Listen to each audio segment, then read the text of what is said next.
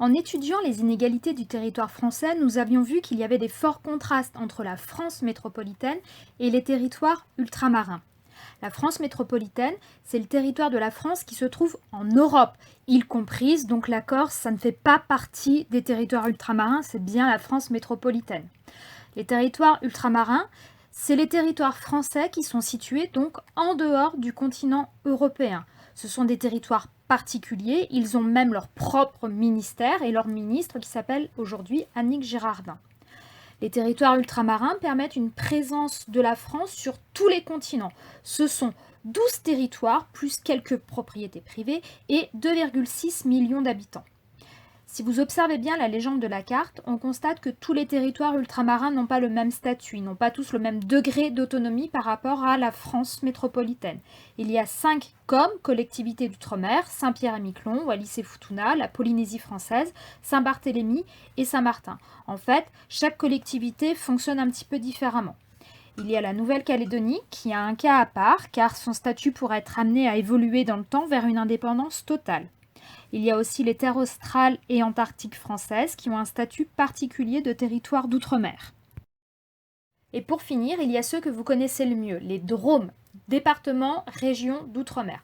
Pour faire simple, ce sont des collectivités territoriales, régions et départements, avec les mêmes pouvoirs, les mêmes compétences que les départements et les régions de France métropolitaine. La loi française, la réglementation est exactement la même qu'en France métropolitaine. Là, finalement, la seule différence, c'est que le territoire de la région est en fait le même territoire que celui du département. Mais la région d'outre-mer a les mêmes compétences que la région métropolitaine et le département d'outre-mer a les mêmes compétences que le département métropolitain.